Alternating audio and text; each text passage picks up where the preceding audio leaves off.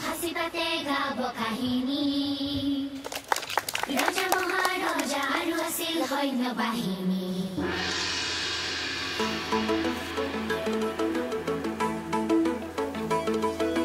খিলে খিলে গাব হাসি পাতে গাব কাহিনী ৰজা মহাৰজা আৰু আছিল সৈন্য বাহিনী নৰনাৰায়ণে বীৰ শিলাৰায়ে বান্ধিলে এই মুলুক কিয়াতি ৰৈ যায় গুৰুজনা আদৰিলে গোহাঁই কমল গঢ়ি দিলে শিলা উৰা দি উৰি উৰি যুঁজিলে দেশৰ শক্তি বাঢ়িলে বিশ্ববিদ্যালয়ৰ কোচ-ৰাজবংশী ছাত্ৰ-ছাত্ৰীসকলক একত্ৰিত কৰি কোচ-ৰাজবংশী ভাষা কলা সংস্কৃতি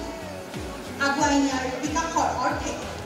এই অনুষ্ঠানটিয়ে বৰ্তমান 4টা বসন্ত গৰকি বৰ্তমান 5 নম্বৰ বছৰ ভৰি দিছে সেই উপলক্ষে আজি আমি সমীপৰ দত্ত প্ৰেক্ষাগৃহত 4ৰ্থতম বাৰ্ষিক অধিৱেশনখন অনুষ্ঠিত কৰাৰ মানসেৰে একত্ৰিত হৈছোহি উন্নতিৰ মন্ত্ৰ আৰু কৃষ্টি মহান কৰিমে বিস্তাৰ মুক্তি যুঁজেৰে যুক্তিবাদেৰে কোচ-ৰাজবংশীৰ মান আমাৰ অ্যাসোসিয়েশনেৰ গোৰেৰা মঞ্চ আসাৰ জন্য 28 জানুয়াৰি 2014 চনত প্ৰতিশ্ৰুতি দিছিলে তেতিয়া এনডিএ চৰকাৰৰ প্ৰথম প্ৰতিশ্ৰুতি আছিল আমাৰ জনজাতিকৰণ এই মঞ্চৰ পৰা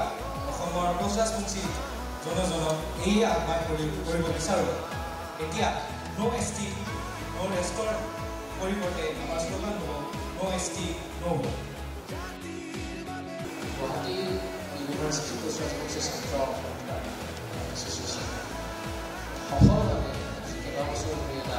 সাংঘাতিক কাম কৰি আছে যে তেওঁলোকে একত্ৰিত হৈছে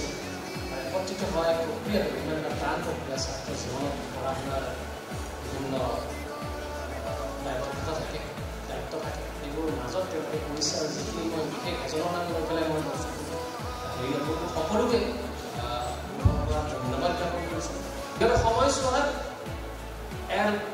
এধাপ কৰি অলপ ক্ৰমান্বয়ে আমাৰ জাতিটো ৰাজনৈতিকভাৱে শক্তিহীন কৰা হ'ল আৰু আমি অকণমান অনুভৱ কৰিব পাৰিম শ্ল' পয়জনিং যিটো কোৱা হয় এজন কেঞ্চাৰ পেচেণ্টৰ নিচিনা কেঞ্চাৰ পেচেণ্ট এগৰাকী সাধাৰণতে যেতিয়া চিকিৎসাত যায় যেতিয়া কেম'থেৰাপিৰ সময়টো আচলতে মৃত্যুৰ দুৱাৰটো লৈ লাহে লাহে গৈ থাকে নতুন চৰকাৰে যেতিয়া এই অলপ আগতে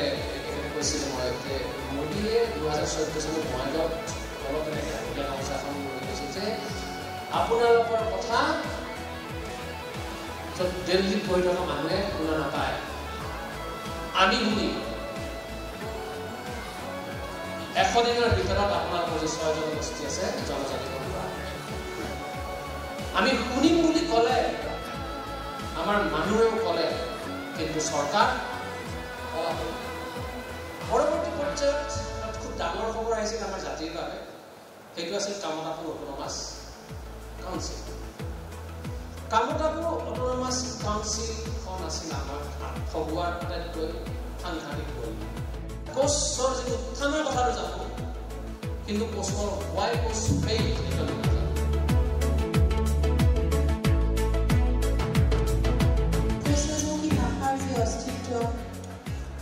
বা ভাষাৰ যে ঐতিহ্য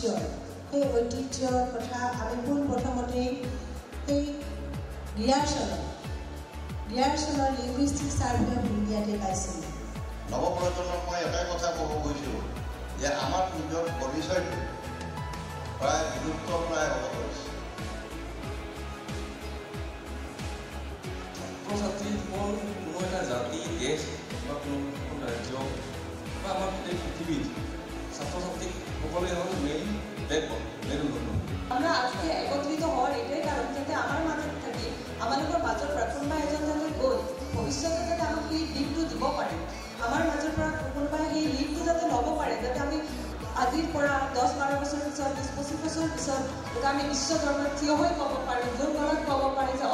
আমি ৰাজবংশী, আমি সেই নিজৰ